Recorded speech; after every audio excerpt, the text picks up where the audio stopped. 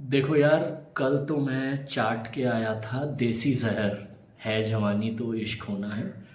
आज मैं खा के आया हूँ प्रॉपर पैन इंडियन साइनाइड। इसका नाम है पेद्दी। पेद्दी फिल्म शुरू होती है कि 2016 है और भारत ने सिर्फ दो ओलंपिक में मेडल जीते हैं। तो मिनिस्टर साहब बड़े गुस्से में हैं, वो चीख चिल्ला रहे हैं कि मैंने इतना सब खोला हुआ है इंस्टीट्यूशन, फिर क्यों नहीं आ रहा है रिज़ल्ट। और फाइनली वो एक ही अकल की बात बोलते हैं, और इस मीटिंग में बोमन ईरानी भी हैं। वो कुछ तोपचंद चौहान हैं हिंदुस्तान के खेलों के, क्या उनका डेजिग्नेशन है या वो सब डायरेक्टर ने बताना ज़रूरी नहीं समझा। तो क्योंकि सारा ध्यान चला गया कि वो पावर मेगा स्टार या मेगा पावर स्टार रामचरण, वो लोगो कैसे आए, उसका बैकग्राउंड म्यूजिक कैसे आए, सारी रिसर्च अकल तो वहाँ ख़त्म हो गई ना।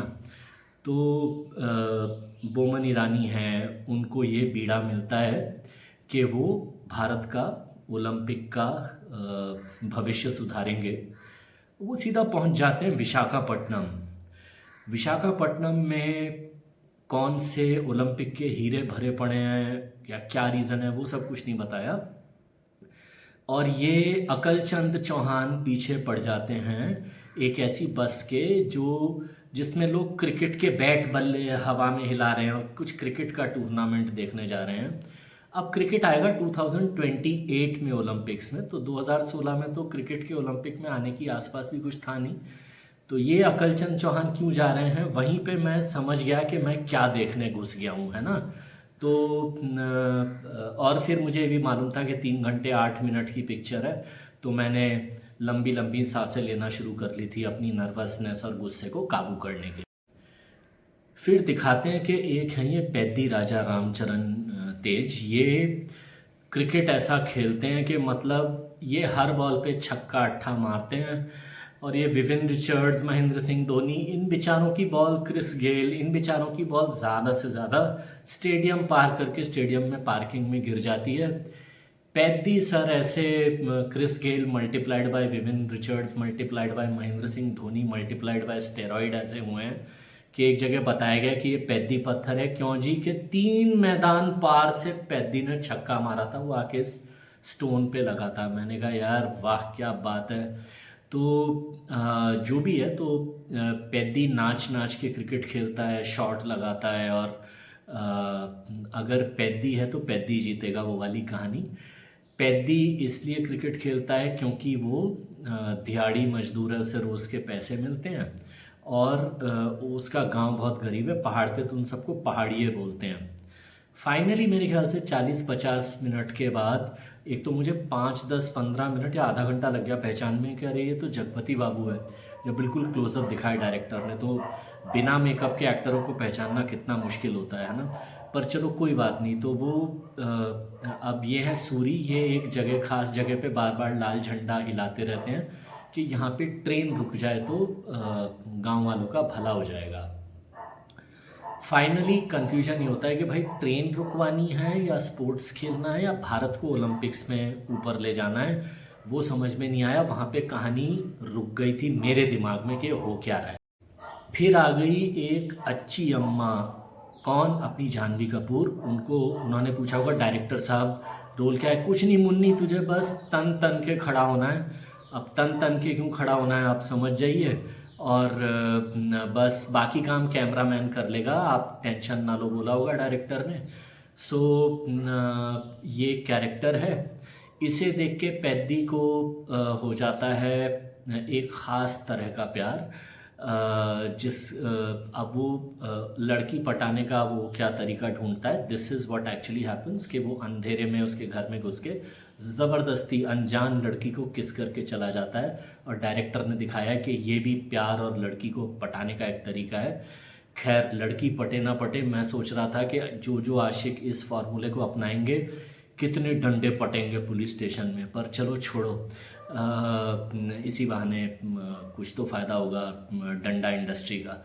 एनीवेज कमिंग बैक, फिर क्या होता है यार, हाँ फिर पैदी का ये क्रिकेट के दो हैं ये अपने दिव्येंदु शर्मा मुन्ना भैया को भी घुसाया हुआ है, उनको ऐसे स्टाइल से इंट्रोड्यूस किया, इंट्रोड्यूसिंग दिव्येंदु। मैंने कहा यार यही होगा कुछ मेन विलन वगैरह। वो इंटरवल के बाद वो गायब ही हो गई पिक्चर से। मैंने कहा यार वाह क्या बात है, इतना मतलब इतनी दिलदारी है ऐसे आदमी को, इतना सॉलिड इंट्रोड्यूसिंग दिव्येंदु दिखाया। तो क्रिकेट के 2 गांव में आई थिंक बोबिल्ली विजयनगर, उन दोनों में कुछ झगड़ेबाजी है। तो उस चक्कर में पैदी को दोनों टीमें ही शॉट चेंज कर देती हैं, उसका उल्लू बना देती हैं।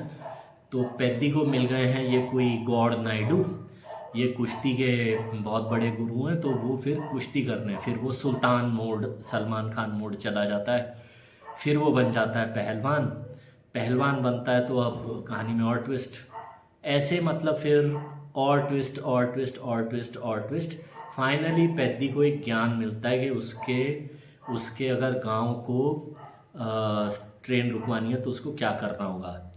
वो मैं नहीं बताऊंगा क्योंकि फिर और गर्दन पकड़ेंगे कि स्पॉइलर। वो इतना महान ट्रिक है, मतलब बाल नोच लोगे तुम अपने।